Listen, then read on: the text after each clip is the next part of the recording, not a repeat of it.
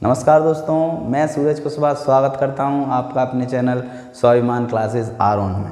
तो आज हम कक्षा 10वीं के गणित के तीसरे अध्याय और 3.2 के सवाल करेंगे। आज का हमारा मुख्य उद्देश्य है, आज हम इन सवालों को ग्राफीय विधि से हल करेंगे। तो चलिए शुरू करते हैं।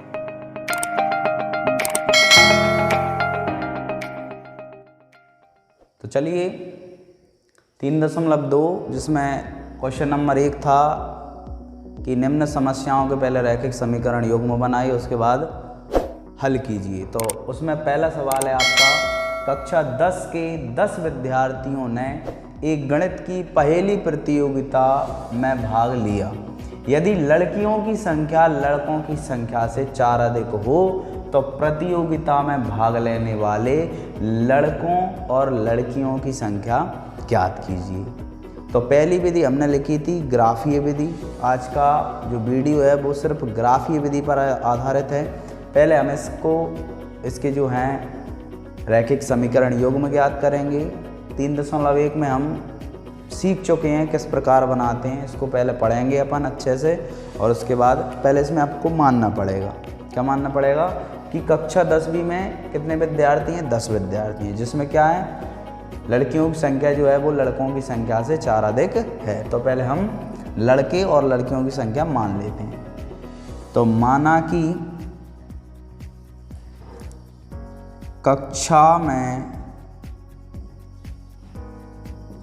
लड़कियों की संख्या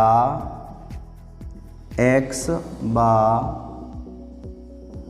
लड़कों की संख्या y है, तब प्रश्नानुसार अब प्रश्न क्या कह रहा है, हमने लड़कियों की संख्या मान ली x और लड़कों की संख्या y है।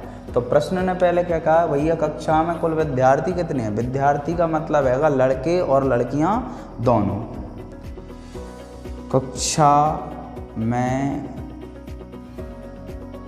विद्यार्थियों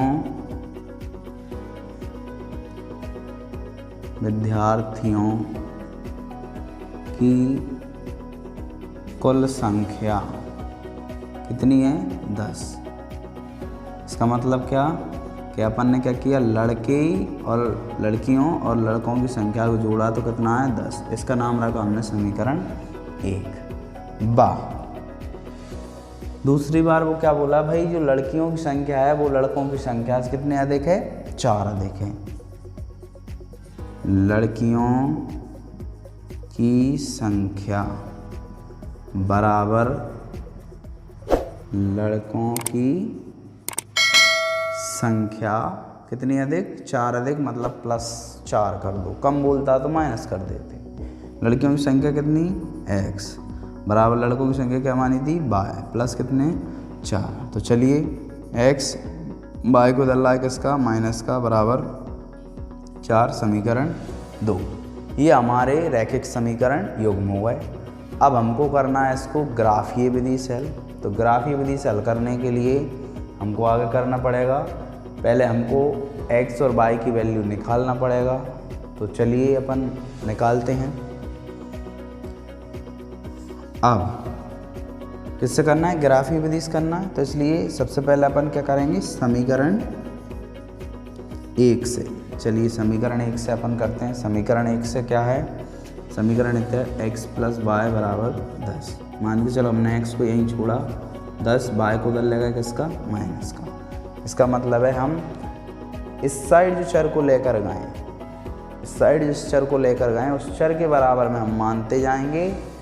कुछ भी मानो, कुछ भी मान सकते हैं हम, स्वतंत्र हैं, 0 प्लस में माइनस में। तो y के बराबर में मानते जाएंगे और x के बराबर में हमारा निकलता जाएगा। मिनिमम हमको 2 या 3 वैल्यू मानना होगा, जिसके लिए हम ब्रैकेट बनाते हैं।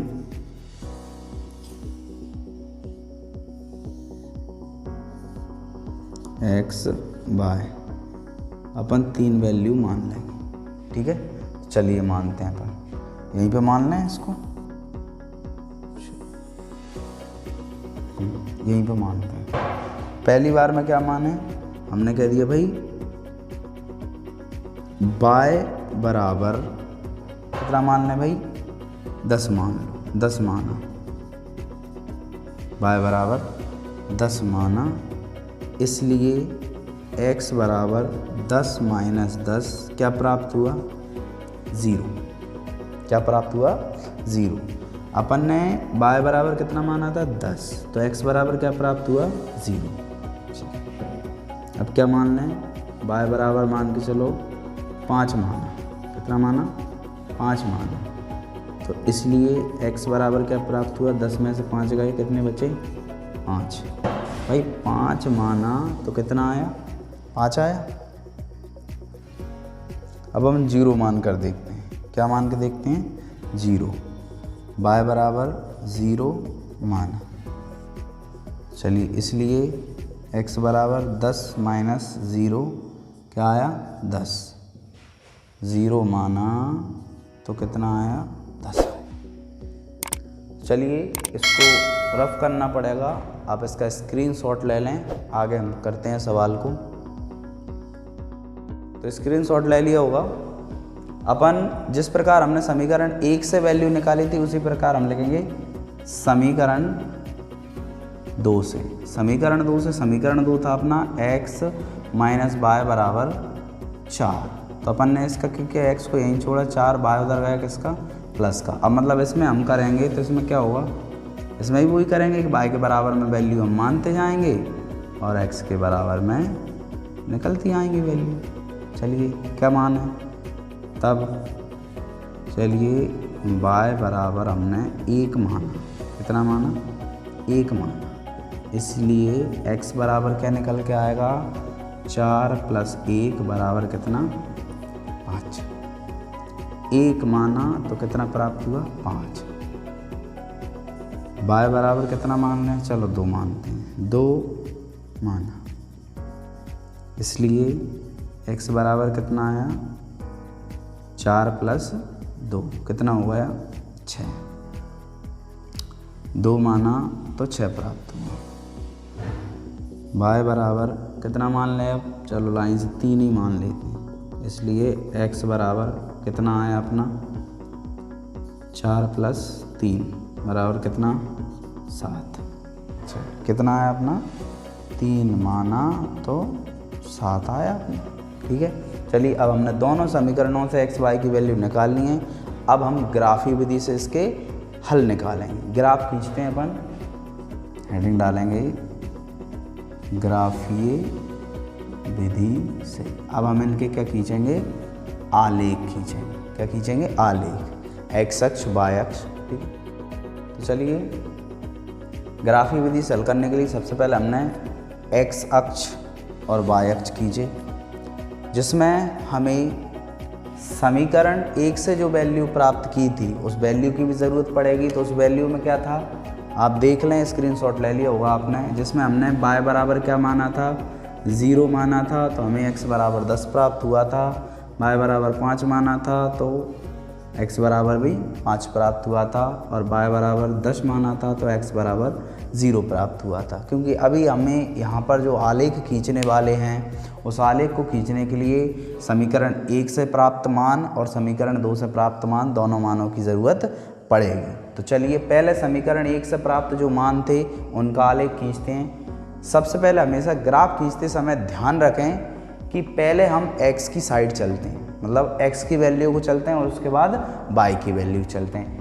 कहाँ से, मूल बिंदु, ये जो 0 दिख रहा है इसको बोलते हैं अपन मूल बिंदु।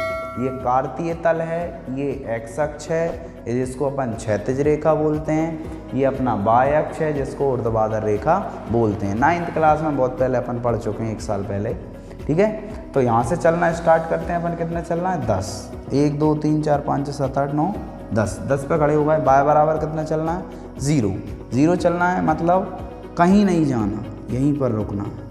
तो लिख देंगे यहाँ पर अपन कितने चल के आए, 10 0, जितने चले हैं उस पॉइंट को लिख देंगे।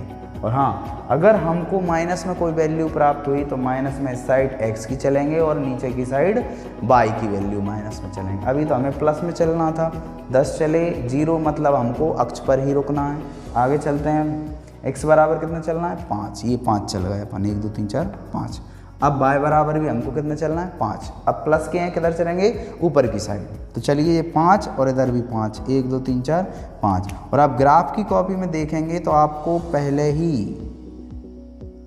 बिल्कुल फिक्स लाइनें आपको मिल जाएंगी। थोड़ा और हमको ऊपर जाना पड़ेगा इधर ये, लेकिन आपको इतनी मेहनत ग्राफ की कॉपी में करने की ज़रूरत नहीं है। ग्राफ कॉपी जो हमारी है नोटबुक ग्राफ कॉपी जो आएगी उसमें ऑलरेडी लाइनें हमको खिंची हुई मिलती हैं। तीसरा है हमको x बराबर कितना चलना है 0, मतलब कहीं नहीं जाना, यहीं रुकना। और y बराबर कितना चलना है 10। तो चलिए यहाँ से चलिए अपन 10 कहाँ पे आएंगे, यहाँ पर आए। तो इसको क्या लिखेंगे हम 0 x की साइड चले थे और y की साइड कितने चले थे 10।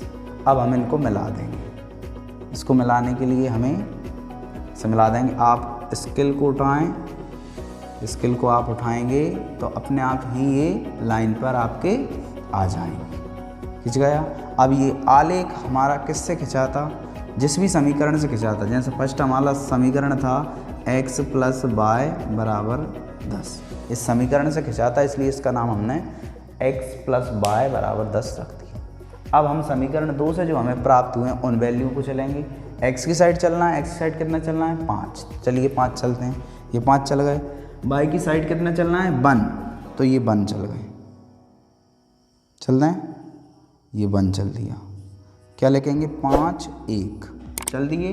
अब कितना है 6 और कितना चलना है 2, चलिए 6 और 2 चलिए, 6 और 2 चल गए अपन, 6 और 2 तो लिख देंगे यहाँ पर 6 और 2। अब कितना चलना है अपन को 7 और 3, तो 7 और 3 कहाँ पर चलेंगे, यहाँ पर आएंगे, यहाँ पर ये 7 और 3 चल दिए। अब इसको हम जैसे ही मिलाएंगे, तो इसको जैसे ही हमने मिलाया तो ये कुछ इस प्रकार का आलेख खिंचेगा अपना। इसको अच्छे से आप स्केल से खींचें। और ये ग्राफ अपना किससे आया है x - y बराबर 4, इससे ये ग्राफ खिंचा है। और यहाँ पर हमारा जो उभयनिष्ठ बिंदु प्राप्त हुआ है, क्या उभयनिष्ठ बिंदु क्या प्राप्त हुआ है a, जिसके निर्देशांक हमें क्या मिले हैं 7 और 3। तो जो हमारा उभयनिष्ठ बिंदु प्राप्त होता है वही हमारा आंसर होता है। तो इसमें हमें उभयनिष्ठ बिंदु जहाँ पर ये दोनों आलेख एक दूसरे को प्रतिच्छेद कर रहे हैं और जो हमें प्रतिच्छेद करने पर जो प्रतिच्छेद बिंदु प्राप्त हो रहा है जिसको अपन उभयनिष्ठ बोलते हैं, ये हमारा ये जो आलेख है, मान चलो इसका नाम रख दिया हमने AB आलेख और इसका नाम रख दिया हमने PQ आलेख। तो AB और PQ आलेख का जो उभयनिष्ठ बिंदु A है उसकी जो वैल्यू है 7 3 जो आई है वही हमारी वैल्यू है। तो इसको अपन जो अपना आंसर है उस आंसर को किस प्रकार से लिखेंगे, यहाँ पे लिख रहा हूँ, देखें आप, लिखना पड़ेगा अपन को कि चूंकि उभयनिष्ठ बिंदु A क्या प्राप्त हुआ हमें 7 3 प्राप्त हुआ है, जिसमें x की वैल्यू क्या है, पहले नंबर पे जो होती है वो क्या होती है x की वैल्यू 7, y की वैल्यू कितनी प्राप्त हुई है 3 है।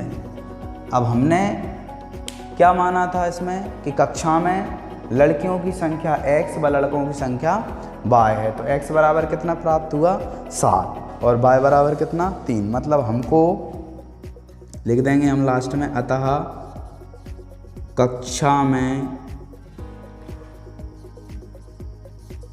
लड़कियों की संख्या 7 व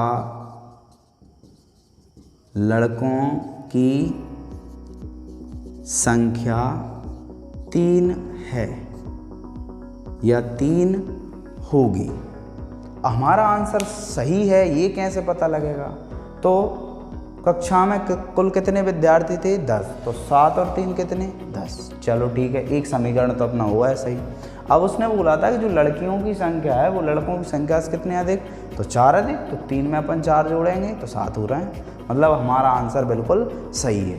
तो आपने ग्राफीय विधि सीखी होगी, इस तरह से हम जो हमें समीकरण योग में दिया जाता है उसको हम क्या करते हैं, उससे पहले हम वैल्यू निकालते हैं एक्स की और वाई की। मिनिमम आप 2 बार निकाल सकते हैं और मैक्सिमम आप 3 बार 4 बार निकाल सकते हैं, लेकिन आपको कोई भी आलेख खींचने के लिए तो 2 बार वैल्यू निकालना ही पड़ेगा, उसके बाद ही किसी भी रैखिक समीकरण का आलेख खींचा जा सकता है। अभी हमको इबारती सवाल दिया था जिसका पहले हमने रैखिक समीकरण योग में बनाया, उसके बाद उसको हमने ग्राफीय विधि से हल किया। तो ग्राफीय विधि अब समझ में आ गई होगी। ऐसे ही इसका जो सेकंड सवाल है उसको कीजिएगा। तो आज की वीडियो में इतना ही। आशा है आपको आज जो हमने ग्राफीय विधि की है समझ में आ गई होगी। यदि वीडियो पसंद आता है तो वीडियो को लाइक करें, और यदि कुछ समझना है या कुछ कन्फ्यूज़न है तो आप हमें कमेंट करके पूछ सकते हैं। और इस वीडियो को आप ज़्यादा से ज़्यादा शेयर करें ताकि सभी छात्र या छात्राओं तक पहुंच सके। और हाँ, यदि आपने हमारे चैनल स्वाभिमान क्लासेस को सब्सक्राइब नहीं किया है तो इसे सब्सक्राइब करें और बेल आइकन को दबाना ना भूलें, और साथ ही साथ ऑल पर क्लिक करें ताकि हमारी जो नई वीडियोज़ आने वाली हैं उनका नोटिफिकेशन आपको सही समय पर प्राप्त हो सके।